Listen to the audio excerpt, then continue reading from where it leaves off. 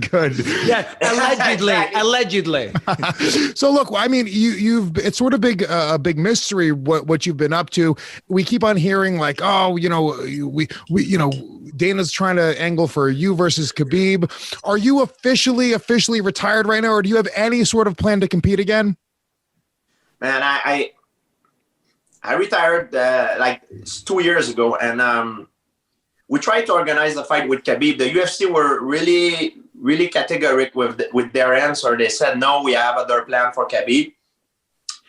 And like everybody else, I don't know any secrets, like his last fight against Justin Gaethje, I was doing the French commentator on the RDS channel, and I was on the same boat as everybody. I thought maybe he would have called me out so we would pressure the UFC to organize a fight, but it doesn't mean I would have accepted, like it's like everybody seems like, when is it going to happen? Like I never said I wanted to do it. It depends the conditions too, I could think about it seriously if the conditions are right in terms of the weight class and all that. But, there's no way I'm going to go down at 155 now. I'm 39 years old and this is out of the window. So you're saying you wouldn't do 155, but if Khabib wanted to come up to 170, that's something you would entertain?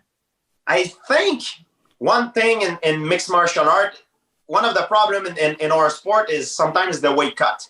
Just see the last card, like how much problems it creates. And on top of the concussion, the brain damage, we have to cut weight, which makes it even worse. I think it's a real problem in combat sport. One of the system that is great, I believe, is the one that they use in ONE FC. They don't cut weight. They have different weigh-in, and if ever it would be a fight between us two, or hypothetically, I don't know if I would do it. I would have to think about it twice. Sometimes I feel like when I'm training, I feel good. I feel very motivated. Then I go home, I'm like, I don't want to go back into that thing. So my feeling about it is I'm very confused, but the condition would need to be right. And we're both about the same size. I'm not going to lie.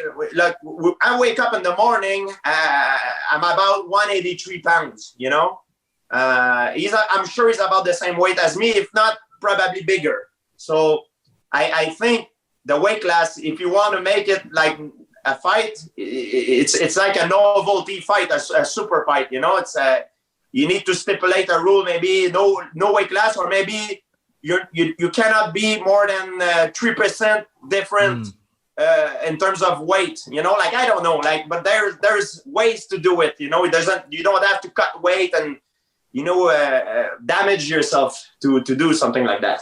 Yeah, I've been saying for years, George, this extreme weight cutting in mixed martial arts, you're taking away from the sport, you're taking away from the fighters. It's just detrimental all round. And when I heard the potential of you fighting Khabib, and I was like, please don't fight at 155 because that's going to diminish you. And if Khabib beats you, that makes me look bad. And I'm like, no, George, don't do it. Fucking if George gets beat again, then it looks bad on me. I can retire knowing I was beaten and lost my belt to the greatest of all time. Okay, that's good. So officially, George, don't you dare come out of retirement. And if you do, you better bloody win. But the last one on Khabib, and I'm joking, by the way, of course. If you were to fight Khabib, what would your approach be? How would you plan for that fight? Well, if in a hypothetical world this fight would happen, I think I would need to use all my tools. I'm good at what I do, and it's not because I'm fighting Khabib that I'm gonna change my way of fighting. Like the way I fight, that's how I've been successful all my career.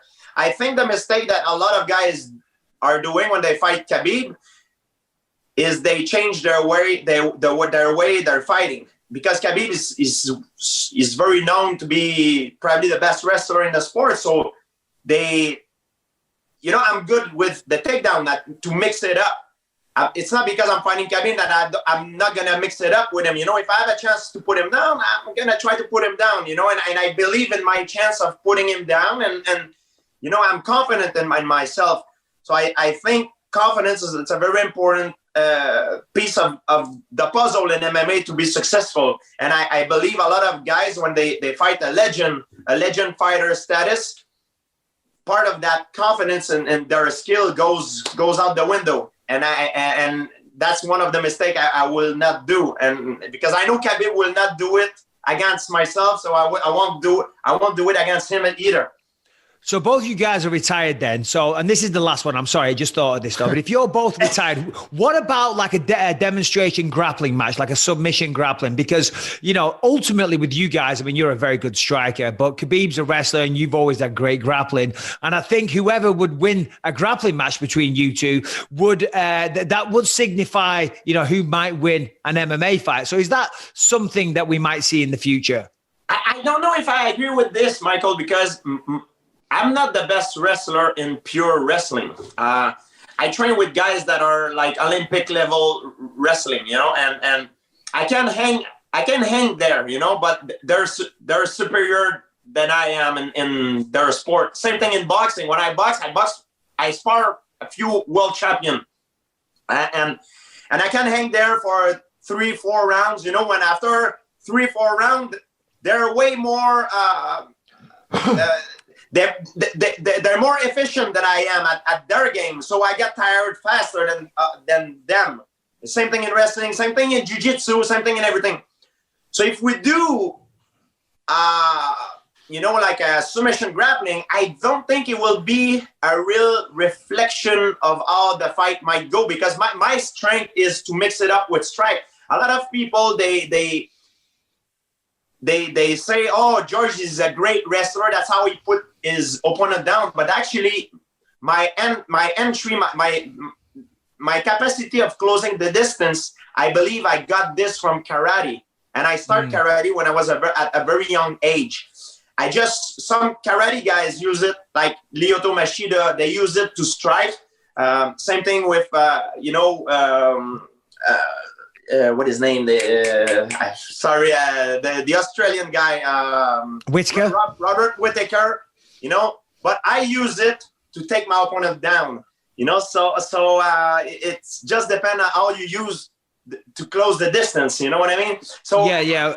It's how you close the distance and the timing and putting it all together. The misdirection with the hands, then you come low and shoot the takedown.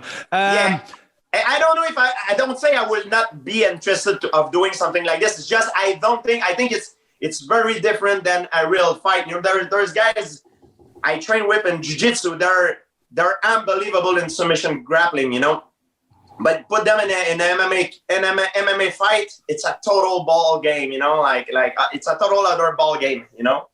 So, all right, we're going to talk about the Conor McGregor fight at the weekend and get your thoughts on all that. But before we do that, so you're not fighting, you're not training, you're clearly sitting in ice tubs, growing your hair. And it's a beautiful head of hair, I might add, George. but what else are you doing in your spare time? How do you fill your days these days? Well, now everything is closed in Montreal, everything. So I always train. I train like I run, I do track and field. I also train gymnastics. I do my own stuff, I do martial arts stuff, but by myself because, I'm not allowed to do it right now.